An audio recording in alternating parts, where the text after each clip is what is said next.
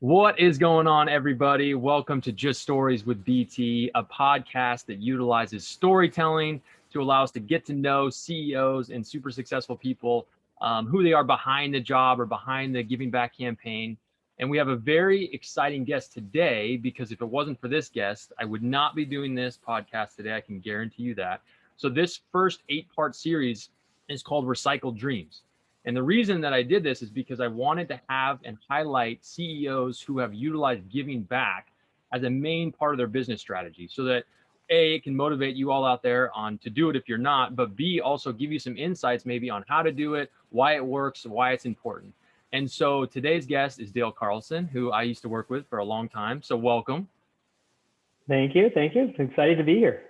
Yes, I can guarantee you I'm more excited than you are because we haven't had a chance to catch up in a long time. And, like I said, this is an 8-part series. So there's 8 different CEOs and you are actually number 8. And so this is just really exciting for me. And a lot of people out there are going to know you, right? They'll know the legacy of Dale, but there'll be a lot of people who don't. And so generally with podcasts, there's an introduction period. And so usually, the host will say, hey, tell me about yourself. And then that can be like this really long rant. But we want to get to the nuts and bolts of your story. So I can't afford the risk that you're just going to go on and on, right? So what I'm going to do is I'm going to intro you for you, okay? So Sounds think great. about this. You've seen Ace Ventura, obviously. Yes. Yeah, so there's a scene in there where he goes looking for Ray Finkel. And he goes to their house. It's like one of my favorite scenes. And he pulls up and he said, I'm looking for Ray Finkel. And then the guy pulls out this shotgun, the dad or whatever. And he's like, and a clean pair of shorts, and then he goes, what do you know about Ray Finkel? And then he goes, and he gives his whole history real fast. So that's what I'm going to do for you. Are you All ready? right. Go. Okay, everybody. So here's Dale in 60 seconds. All right. Dale was born in Walnut Creek. He grew up there and also in Marin County. He grew up skiing, both water skiing, snow skiing, and he was into airplanes. In fact, got his airplane license to fly when he was 17, which is a whole nother story. His first job was at M&G Hamburger Shack. Just like Kanye says, it started with mopping. Next week it was the fries. And then, of course, the shakes and the burgers.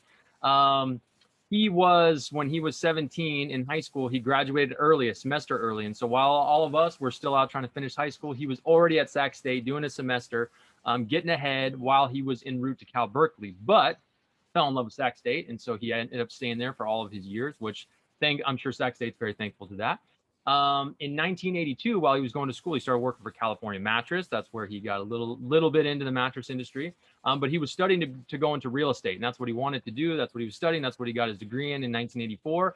But when he finished school, he had a choice, which was go to the bottom rung in real estate, pay your dues, make no money, or the guy that owned California Mattress said, hey, you could come work for me as a sales rep. You can make a good salary, and I will give you a sports car to drive around in, which for anyone just getting out of school who's young and single, that sounded a little bit better. So he gets into that, takes the job, gets into the mattress business. But as he's cruising around, he realizes nobody is doing this right. At the time, everyone still had plastic wrapping around their mattresses. No one's allowing customers to lay on them. So Dale thought to himself, I could do this better. And in 1985, opens up the first Sleep Train store up in Sacramento. That ended up obviously becoming a massive thing, grossed over 300 stores. During that time in 1991, he got married to his wonderful wife, ended up having 2 kids in 95 and 98. And as the company grew, so did Dale's heart on giving back. So he started getting involved in charity, especially with foster kids. And in 2008, launched Ticket to Dream Foundation that helps support foster children. And then as the company continued to grow, so did the interest from other companies. And in 2014, mattress firm acquired Sleep Train, which was a big deal. Dale made a couple dollars. I'll let you look it up on your own. And then that allowed Dale in 2015 to go full time as the CEO of Ticket to Dream and focus on foster kids, where we are today. That's impressive, Brett. Great job. I do? What was the big things I missed? I had to have missed something. You got it all. I think that got all the highlights. That's awesome. Great job. Impressive. Awesome. All right. So now we know a little bit about you, just the super basics. But I want to, before I allow you to tell any stories and I go into some questions, I do want to one of my favorite stories is that I want the listeners to understand out there is that tell the story of when you started Sleep Train and how it all worked with your dad and your mom leaving and all that. It's one of my favorite stories.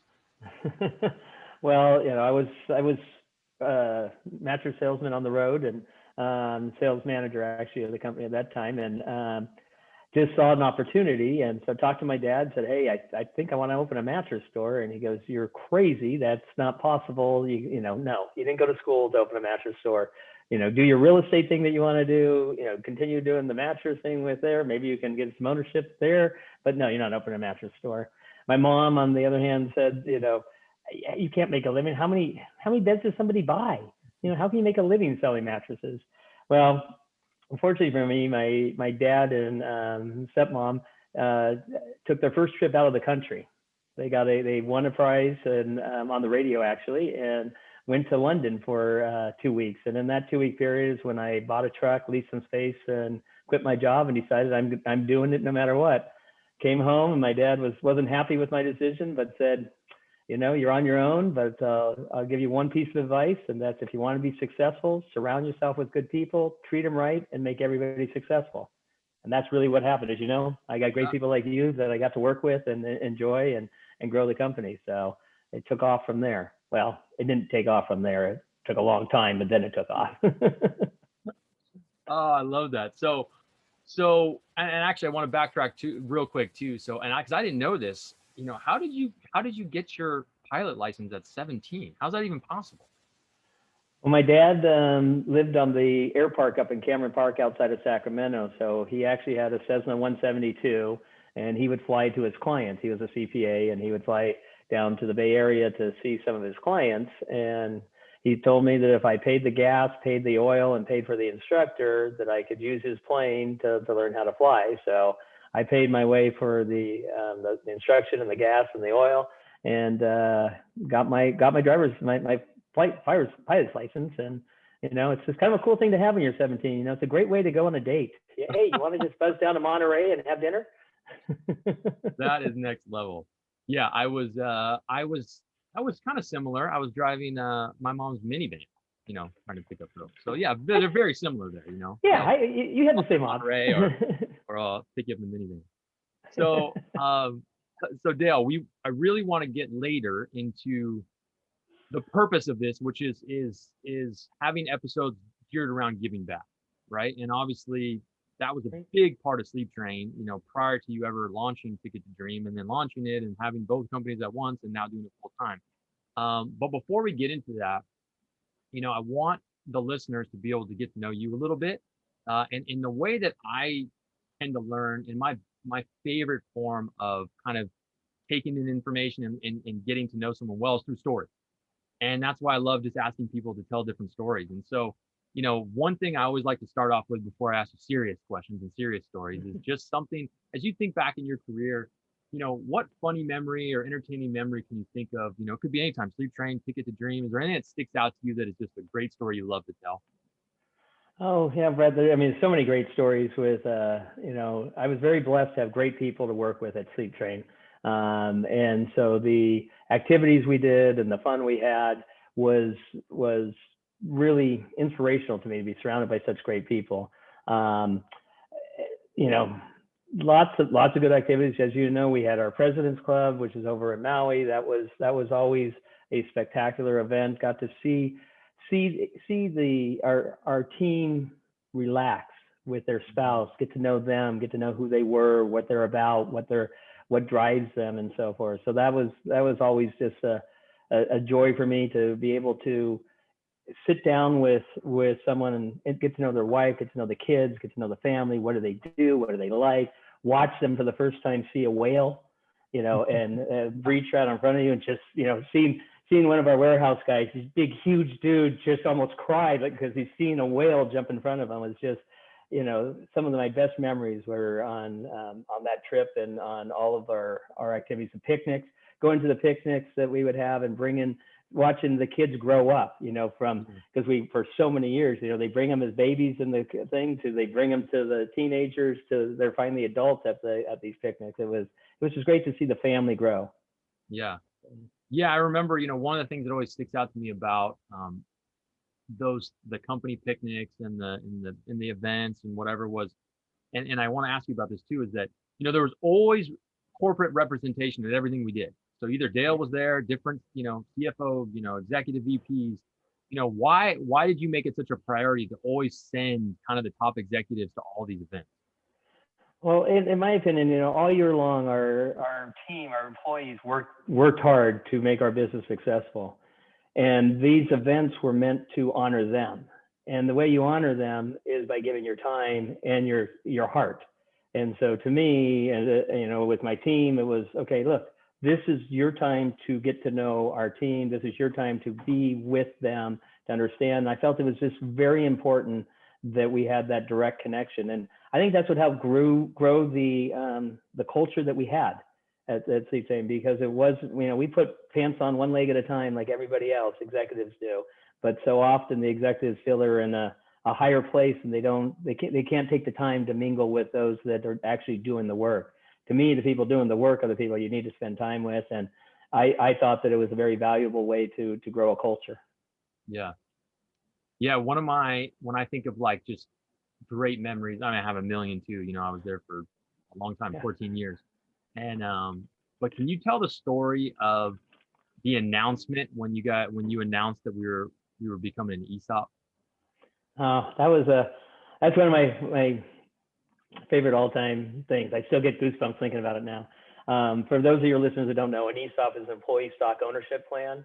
And my wife and I had really looked at the great employees we had and said, how can we give back to them? How can we help them succeed? Because if you remember, my dad's quote was, surround yourself with good people. I had done that. Treat them well. We did.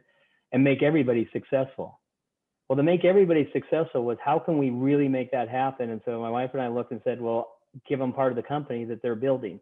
So we gave them 25% of the company to build the ESOP, but they didn't know that was coming.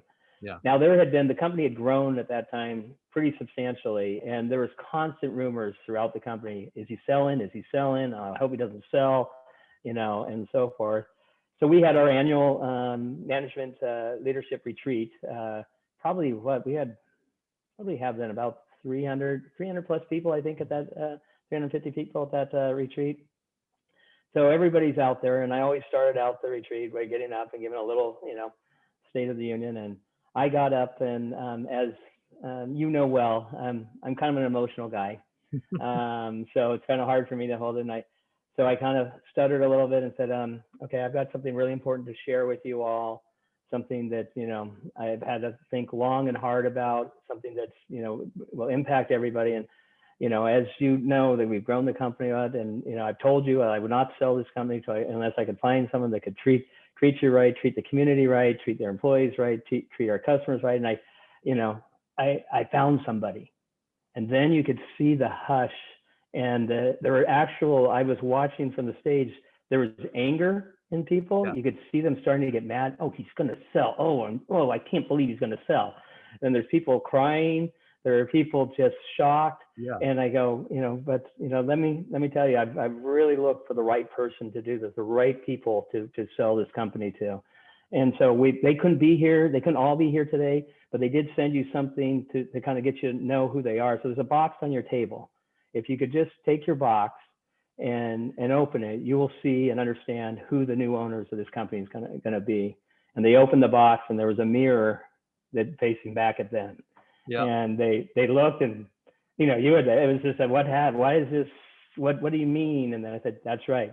We're selling the company to you, the employees. We're going to give you 25% of the company. You don't have to pay for anything. Just the work you're doing will earn your way to get 25% of the company.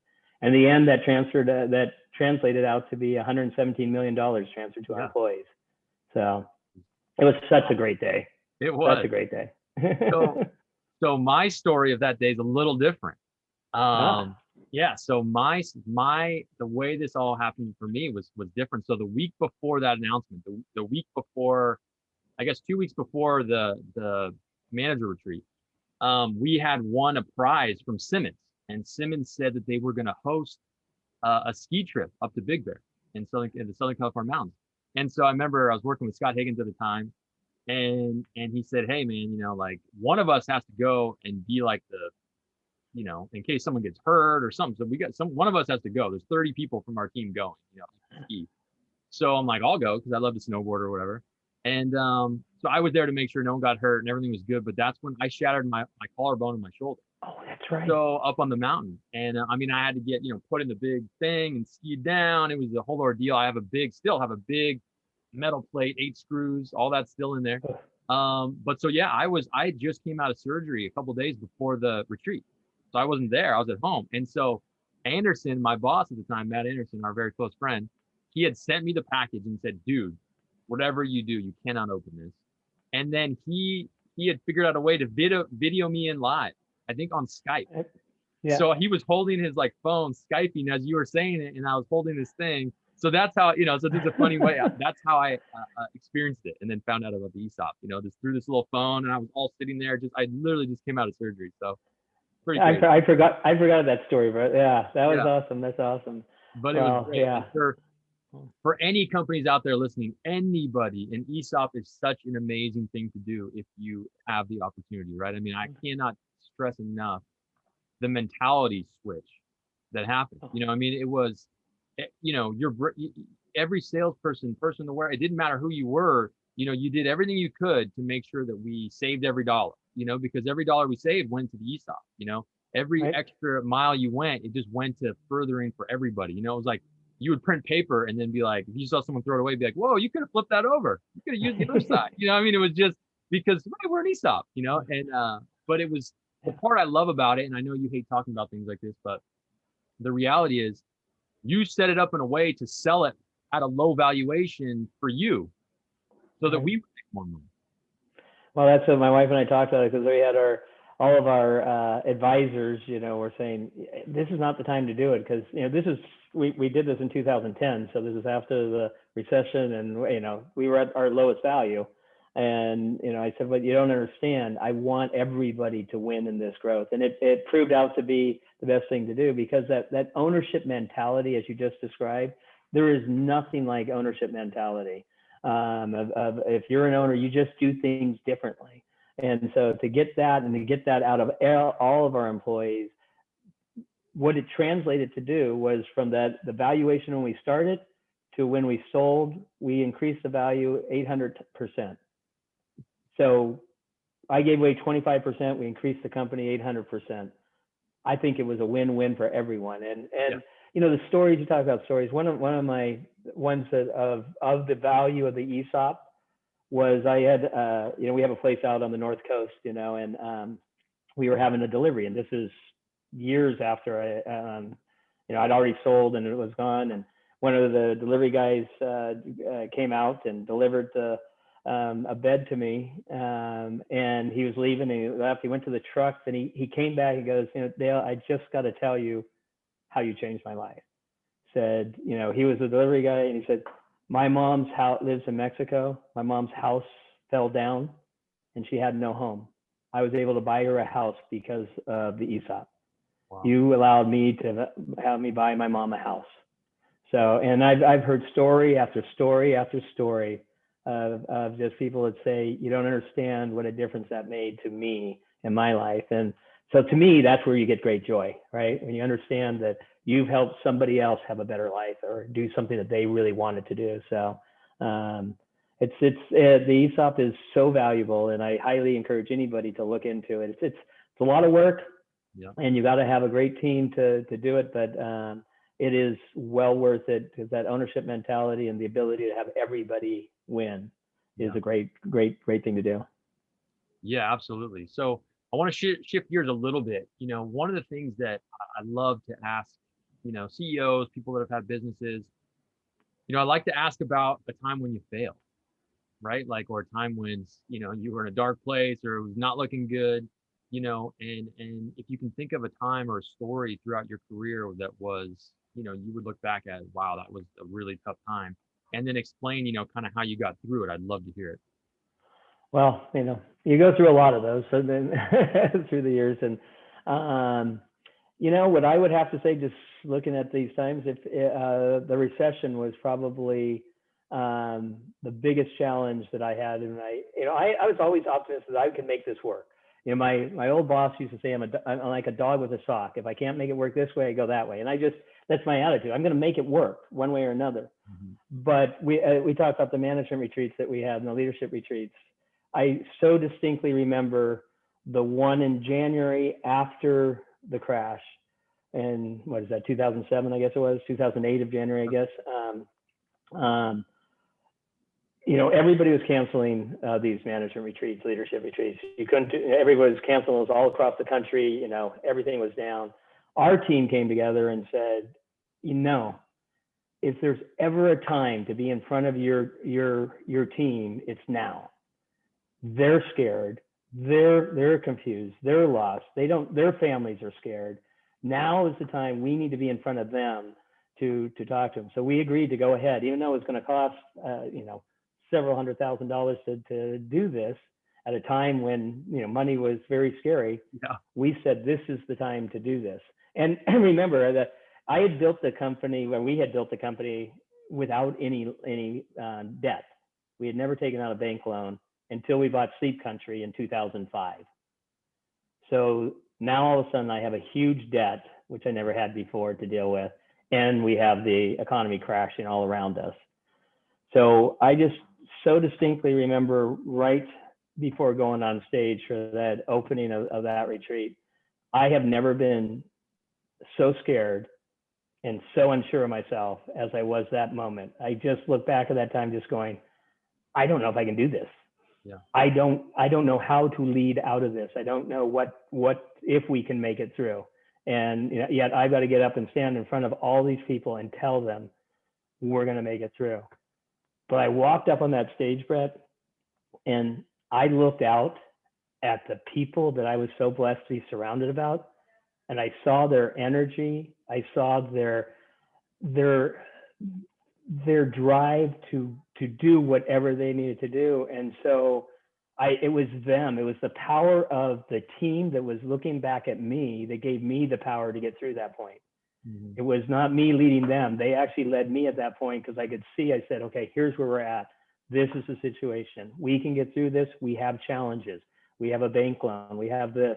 If, during that time, Rob Kilgore, who was our right now guy, he did his first presentation of what later on became Robonomics. Yeah. And that was basically dumbing down the economics to a level that everybody could understand. Here's what is happening. Here's why it's happening. So people could go home and understand what happened to our economy. Yeah. I mean, that, and from there, and we looked at everybody and said, we need your help. We can't do this without you. And that's when we started getting all the ideas of the solutions, how to cut costs, how to improve sales, what to do, what we could do. And it was the power of our team, the power of everybody working together that got us through. But that I just so distinctly remember just being more scared than I've ever been in my life before walking on that stage of not knowing how to get through that. But I had great people and we obviously did well. So yeah, no, absolutely. What I remember distinctly about that retreat, and it's funny because I love to hear that your side of it. Hey, you're coming out, you're terrified, but one thing that you guys did, I don't know if you remember this, but you guys launched this contest where you gave everybody in the company money to go create an idea or do something that would drive more business. And then the person, whoever drove the most or got voted the most, was going to win like $1,000. And I remember, so at the time, I think I was running SoCal training or something like that. And that's when I got all the trainers together and we pulled our money and we hired my brother-in-law to make those DVDs, those sales DVDs. And we produced these role play sales DVDs and sent them to every store in the company. And it actually ended up being awesome. And I remember we won. So everyone got to split the money and they were all excited. But what I love about that is that it was like this idea that you implanted to everyone, which was let's be on the offense. We can't just sit back and let the economy take us down or let it just shut us down. It's no, okay. No, let's have the event. Let's bring everyone in. Let's inspire confidence that, hey, no matter what, we can do it. It's going to be hard. And then more than that, hey, go out there and think about what are we missing? What aren't we thinking about? And there was a lot of good ideas and a lot of things that came out of it, but I love that. I just remember coming out of there, that was a takeaway, and our team was we're gonna win this. We'll figure it out, Well, that's great. I do remember the DVDs. Those are great, Brad. We recently, I don't know if you remember David Arika, he was one of my trainers, but he found his DVD. And so he sent a text out to all of the crew now. And here it is, 12 years later or something. And we were watching it. Oh God, It's pretty comical. It is pretty comical. I'll tell you, That's the great. worst Well, part's the ties that we used to wear. oh. Oh, Oh yeah, but once again, that just underscores the power of letting your team do what they need to do, yeah, and not trying to direct them, but let that creativity, that excitement come forward. yeah. So I want to transition a bit, and tell us what, how did you get started in, giving back and starting to work with foster kids? Like before Ticket to Your Dream started, like how did it even come about? Well, one, I got to give credit to my parents. I mean, I was raised that you got to give back. My grandmother, quite frankly, she was a very philanthropic person. I mean, she was always doing something. My dad was in Rotary, and they were always doing events and doing things and raising money and so forth. So I kind of saw that growing up. But when I started the company, I go, okay, well, what is my thing? What am I going to do? What can I do? And I had always had a passion for kids. Kids are always, to me, it's so important. And so, and as a matter of fact, my wife, Katie, as you know, she's a pediatrician, and our very first conversation was about kids when we first met. I mean, who has their first conversation with a girl about kids and having kids and so forth? So, but hey, it worked out. We've been married almost 30 years. So, but when I was at Sac State, I had done a research project on a group home. And I looked at that and I said, okay, well, these foster kids, and these, actually at that point, it was just the greater population of at-risk kids. At-risk kids, they don't have some of the things they need. And I looked, I said, I had no money, right? Because I started this thing on a shoestring. I had bought a house when I was in college, right? And so I was able to buy this through a divorce sale, and I had two roommates paying $250 a month in rent, and my mortgage, taxes, and insurance, everything was $599. So so I had $99 worth of my overhead of the house, because I had everybody else paying the rest. But I took out a household finance loan to start the company, at a $5,000 loan when I started the company, at 22.95% interest. Right? Try paying that loan back. That's difficult. But anyway, so needless to say, I have no cash, right? I have no money, because everything I have is going to pay off this loan. But what I had was access to mattresses.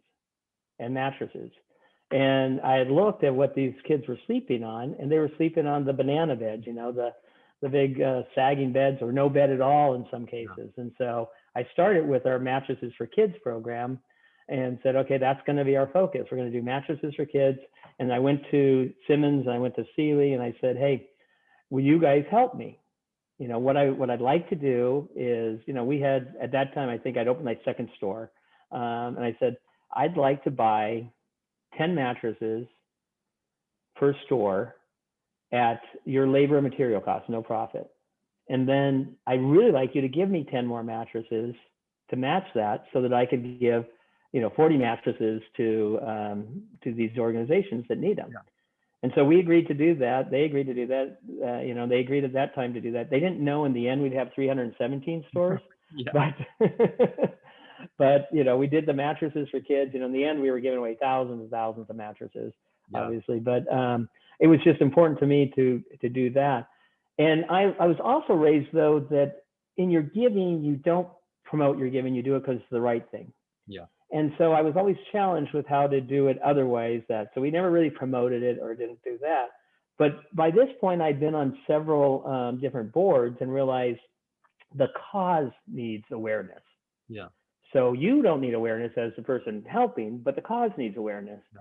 So that's when we decided that we could do something outside.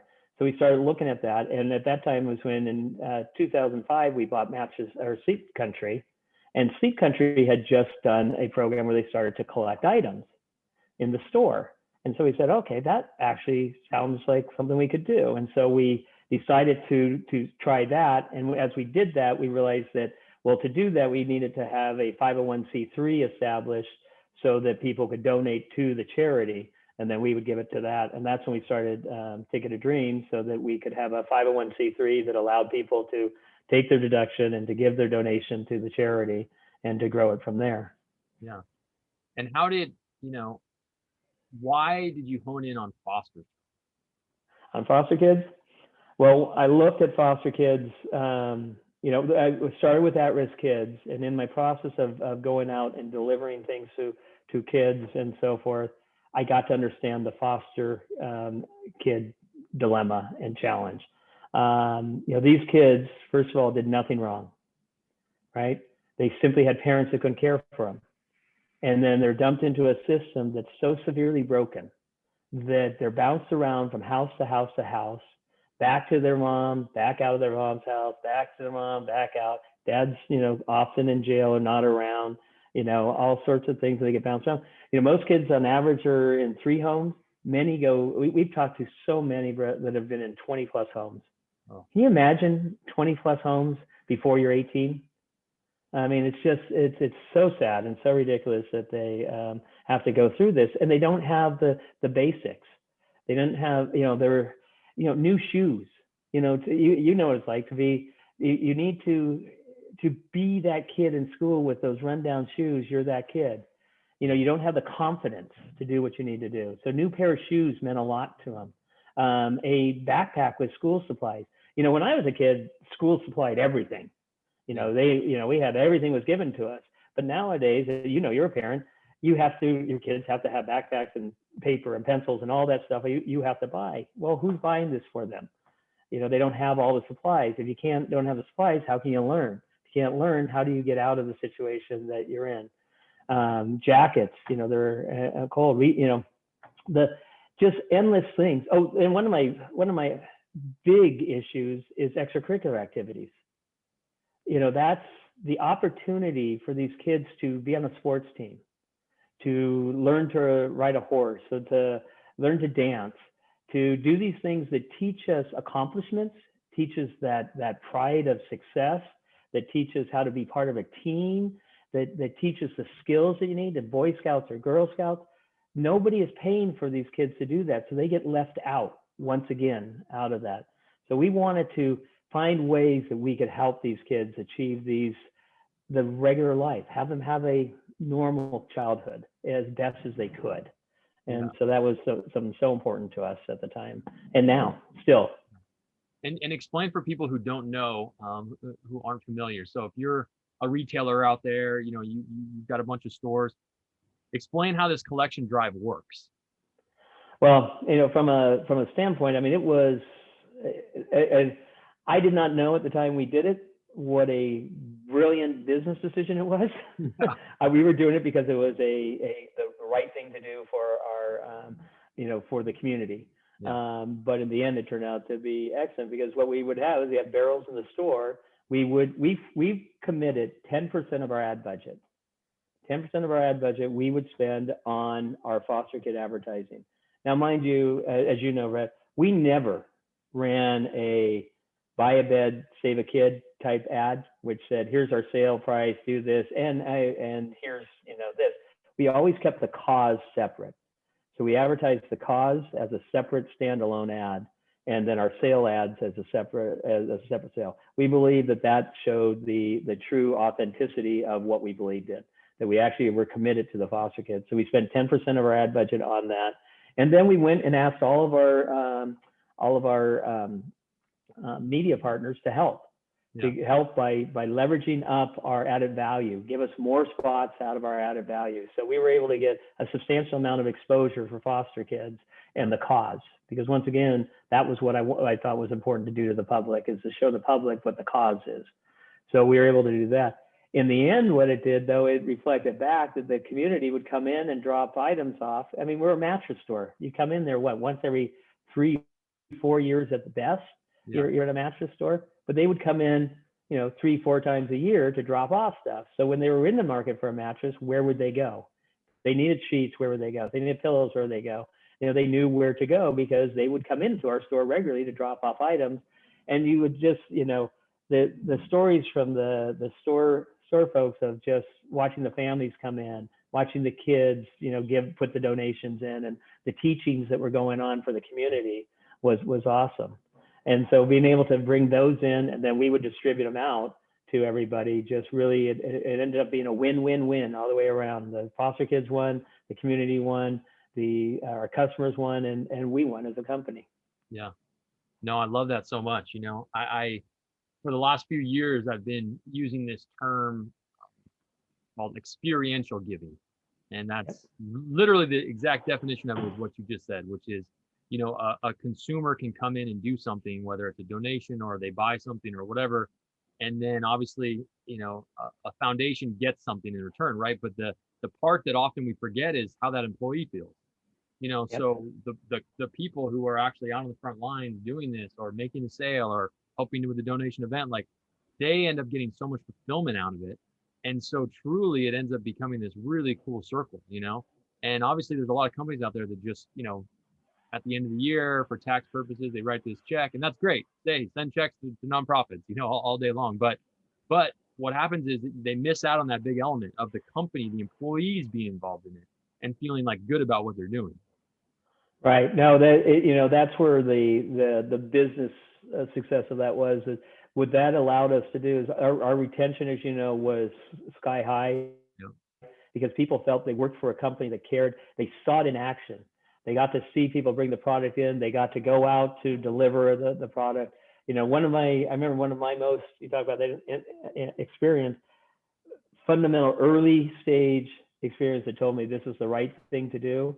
We were delivering a mattress and a basketball to a young boy. We were delivering to the whole house. We had mattresses and toys. Sorry, got someone outside my door. Delivering a mattress and a ball to the kids in this house. And we set the mattress up in this young boy's room, and we gave him the ball first of all, and then we set the mattress up. And he went over and looked at the mattress, and he goes, "Is this for me? For me?" And I go, "Yes, that's for you. It's a new mattress for you." He goes, "Just for me? Mine? No one else? No one else has peed on it before? No, no one. It's just mine." He didn't care about. He jumped on it and hugged the mattress. Yeah. Because it meant so much to him that someone cared enough to give him a mattress that meant more to him than the basketball he had been wanting so bad. Was Yeah. that mattress meant the world to him. So, and to see that in that young boy's face, to hear him say that is just something that will change my life. And so this is what I want to do. So Yeah. And tell me, as you've been involved in this for now a couple decades, at least in my perspective, I feel like I'm seeing a pretty big cultural shift. We've got millennials are now 30, 35, right? They're in careers, they got families. And I feel like something that is extremely important to them is that they want to work with companies who are giving back. Like that's like a absolutely. big thing, right? Like, hey, I don't want to just buy the product. I want to look it up. I'm going to research. I'm going to figure out, hey, are you giving to the planet? Are you sustainable? Are you give a philanthropy side? Like these are just things that come up all the time now. Whereas I don't feel that way. It was like that 10 years ago. I know there's a lot of companies doing it, but I didn't think people didn't seem like it was like you got to do this. But I feel like almost we're heading in a direction where companies like have to like do this, right? Like they need to get involved. It absolutely is. I think it's a mandate now from the incoming consumer and the consumer that's out there. It's a mandate for that, but it's not only a mandate from the consumer; it's a mandate from the employees. They only want to work for companies that are doing something that are making a difference. So on both sides, the pressure is on for people to do something that makes a difference. And why shouldn't we? We're so blessed as companies to have the success we have. And one thing that Katie and we talk about all the time is the more we give, the more we get. It seems like every time we do more, we give more, something else happens and we get more. And it just goes and goes. So there's such a reward internally and personally and emotionally to be part of something that makes a difference in the life of someone else. So I agree completely with you. I mean, the studies are out there over and over now that just show the companies that have actually something that's authentic, mind you, and that's Yeah, key. that's It's key. so key to be authentic. It can't be, I'm doing this because I have to. It can't be just throwing some money at something and saying, look at us, we gave money to this, or look at us, we did this. You actually have to do something. And to make it truly successful, in my opinion, it has to be ingrained in the company from the top down. Yeah. It has to be something that the company fully believes, and it has to come from the executive team down, that this is what they believe in, so that everybody knows that they are committed and this is something that matters. And that's where you get the change. That's where you get the rewards from the employees, the retention, you get everything, is when you've really integrated it fully into the program and making a difference. And we're seeing more and more companies do that. We've had, several different companies that have joined us and are helping us do more across the country. Because one of the things that when I left mattress firm to take over Ticket to Dream was really, how do I grow this? One of the reasons that I sold to Mattress Firm was, quite frankly, to take Ticket to Dream nationwide. Mm-hmm. I wanted to help foster kids across the country, not just on the West Coast. So now we're currently there. At any given time, there's 420,000 foster kids in the system at any given time, and we are on an annual basis, close to 200,000 a year that we're getting items to and stuff. So we're getting there across the country, and we actually operate in every state of the union and can get product to everyone across the country. So it's but we're seeing people join us. Famous Footwear is one of our new big partners. They've taken it on as a national program, and their top down is bought into this, and they have done a fantastic job of making this important.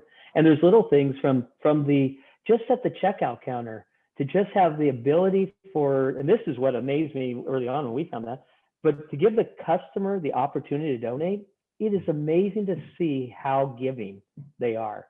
Yeah. Hundreds of thousands of dollars a month we're raising for foster kids just at the counter. Yeah. I mean, and all it took was a little bit of programming at the credit card machine to say, hey, would you like to donate $5, $10, $15 or whatever, and people say, yes, I'll participate that. But to make it really work, it has to be ingrained in, the sales team needs to know what it is too. This is what we're doing. We're helping foster kids. So. Yeah. So let me ask you this, right? It's a personal question. Okay, so you sell Sleep Train to Mattress Firm in 2014, right? And it was obviously a huge celebration. Everyone on the ESOP got paid out. You made a few dollars. So walk me through the decision to go and take over Ticket to Dream, and here you are, whatever it is, 6 years later, like working hard, growing this thing, when you at the end of the day, you fulfilled this American dream of, like, you had this business, you built it up, you sold it, you have enough money to sail off into the sunset. Like, why keep grinding? Why keep doing it? It's, quite frankly, it's just, I've never been happier, knowing that we're able to take our knowledge, take our finances, take our abilities to make a difference in kids' lives that, didn't do anything wrong, but simply needed help. And so to make that difference, to every day we're rewarded with the stories about what we've given to somebody and a young kid, and what it means to them. From they take COVID. I mean, COVID was just, it's hard for everybody. It's hard for you. You've got kids in school. You know how hard that is. Think about a foster child that doesn't have a laptop. How do they make it through COVID? We've given away hundreds and hundreds and hundreds of laptops to foster kids because they need that in order to do school. Yeah. Otherwise, they can't do school. Giving them simple things. Or during COVID, the craziness of someone loses their job in the layoffs and everything like that, and they're a foster parent. Now they can't provide for the kids, so we need to be able to help them get through that period. Or the kid that's emancipating at 18 and can't get a job because of that, all the different issues there, and needs some help in getting a job or getting into college. We need to be there. So we do all sorts of things now to do that, to watch and to hear the stories of people saying, okay, you saved me, because this would have been a bad scenario otherwise. I've told you this stat before, but 63% of foster youth are either dead, homeless, or in jail within 18 months of leaving the system. Dead, homeless, or in jail. We need to stop that. That's wrong, and that's on us. That's not on them. We didn't give them the tools. We didn't give them the support. We didn't give them what they need to achieve, and we need to do that now in order to save that. More than 70% of the people in the California prison system went through the foster care system. That's how bad that system is. Mm. So by doing this, by giving them the opportunity to go to school, 80% of foster kids want to go to college. Only 3% graduate from college. Mm. So, being able to see that, talking to the kids graduating, that we've been able to help get into college and graduate there. I mean, that's the reward. I mean, money is money. You can buy things. Yeah, I can travel. I can do things. I have a fun life. You know that. I get to enjoy what we have, but nothing is like the feeling of knowing you're making a difference. And so that's what I enjoy being part of. Yeah, absolutely. So tell me, because I don't know this, but where did the idea come about to throw, what I think is the greatest golf tournament fundraiser in the world and the Ticket to Dream like golf tournament? How did that come about? And how did and question two is, and how did the themes come about? And you got to just tell the listeners like how every year there's a theme. I love it. Well, it actually was Brian Baxter, Mike Lavelle, and Mike Wilson who, we were saying, okay, how do we take this to the next level? What do we do? And they said, well, what about a golf tournament? And so I said, yeah, that sounds great. You guys, and they teamed up and put the first one together. And I said that I thought it should be a theme, and I think Mari as well, and so forth. So our theme, and as you alluded to, our tournament is like no other. It's not about golf. Yeah. It's about the kids, and it's about having fun. And so part about the kids is having fun and dressing up, right? Yeah. So we have a costume contest, and people wear things. We've done everything from we did Caddyshack one year. That was a little interesting. We've done just different, all sorts of. I'm trying to draw a blank on all the different things. Well, you did tell everyone about when you almost died when you were the pirate theme. Oh my word! Well, first of all, we choose to have and we're actually moving the date right now partly because of COVID, but it's always been the last part of September. And in Sacramento, for some reason, the Wednesday that we have the tournament is the hottest day of the year. It just seems to just skyrocket on the day of our tournament.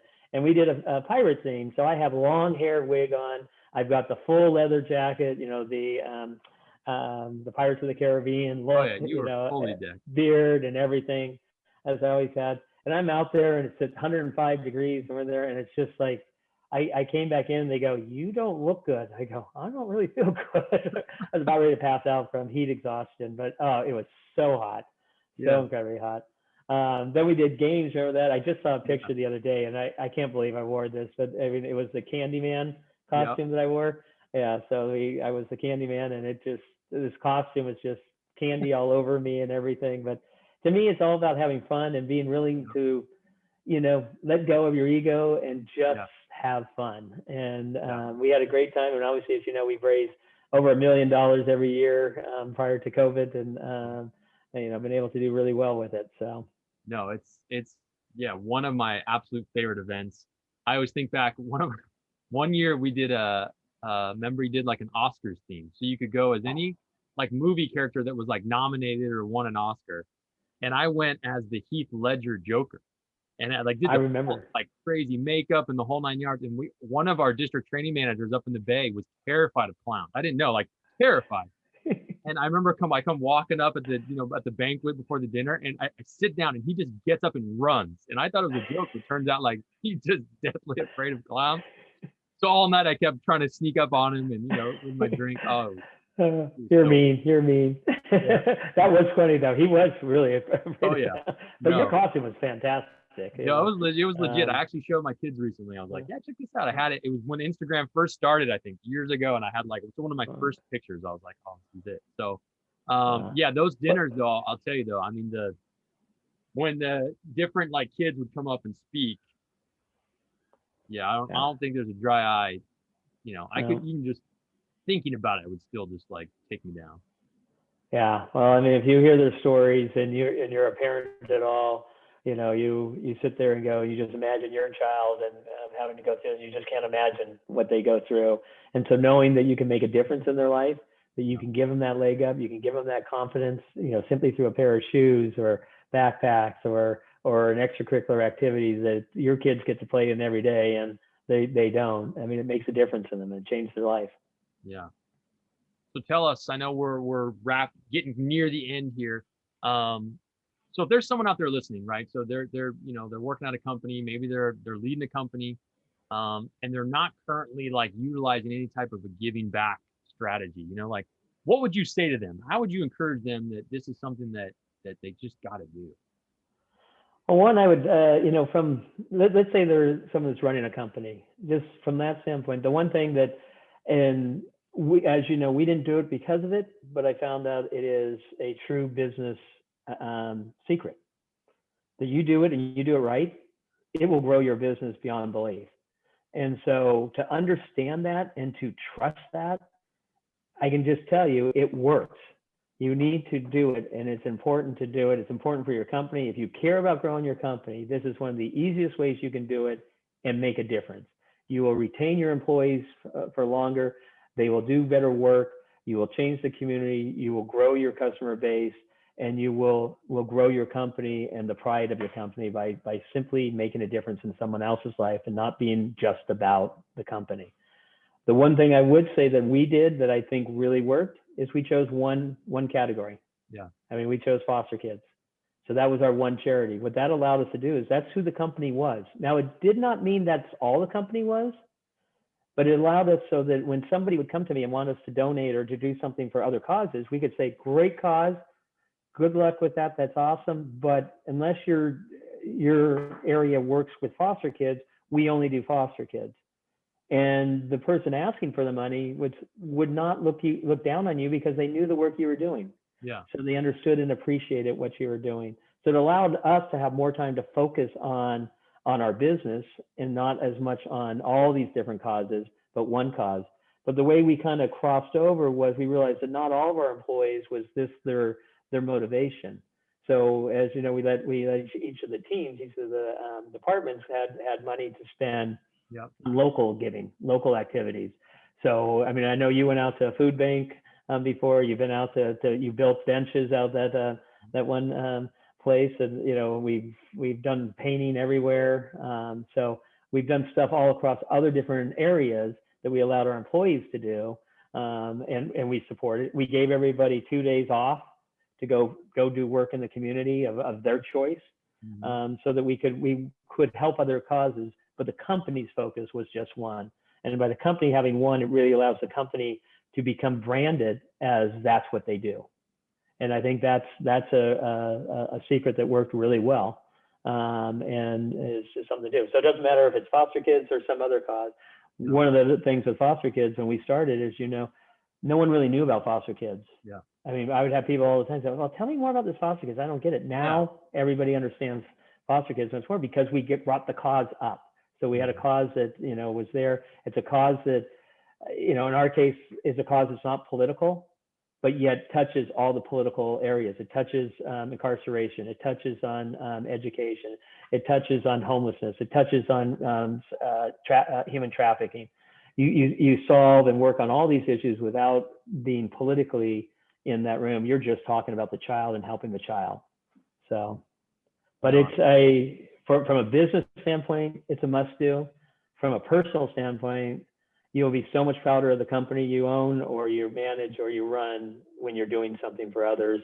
And then just from your employees and your customer base, now it's a mandatory thing from them. So I highly recommend everybody do it. It's a win-win-win across the board. Everybody wins. There's no loss in it. Yeah. No, I love that. That last little part's going to be the PSA.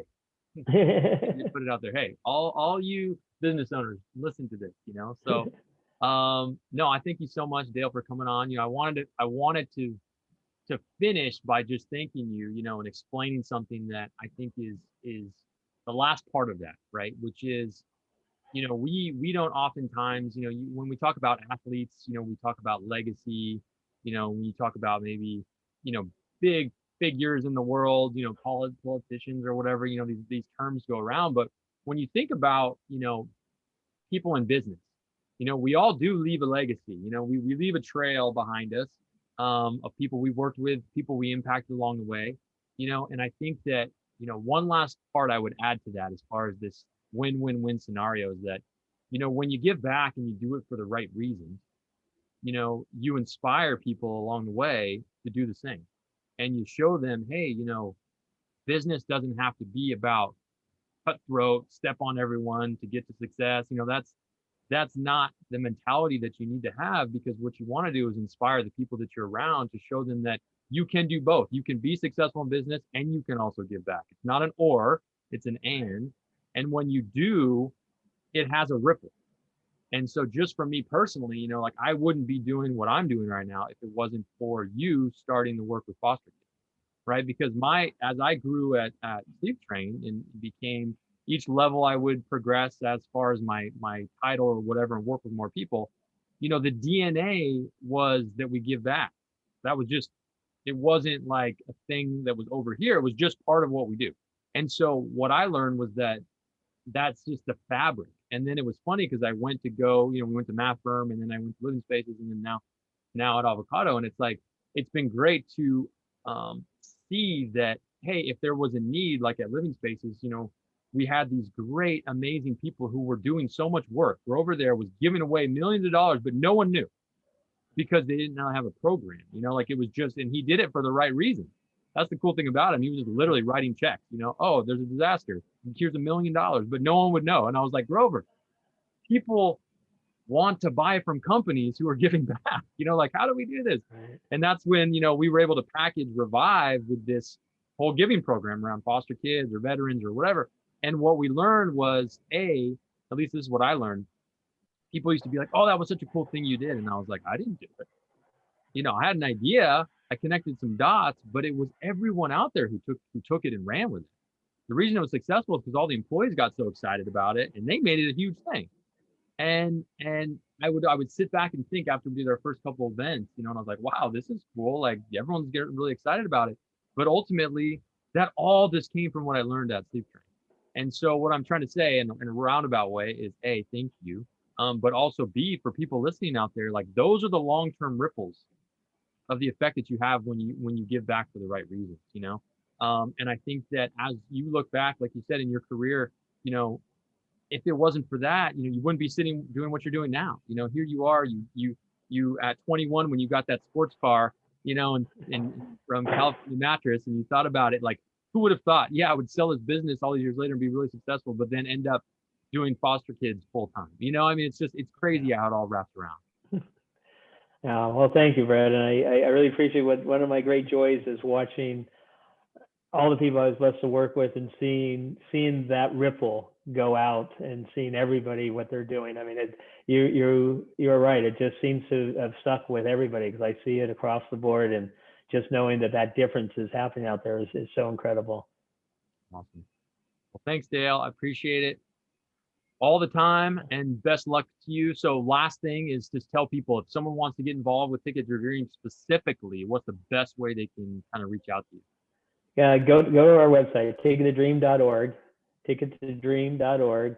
You can contact me, you can contact Gina. Gina Davis is our executive director. All the contact information is on there. You can donate on there. You can learn more from there, but just let us know. We'd be glad to help anybody.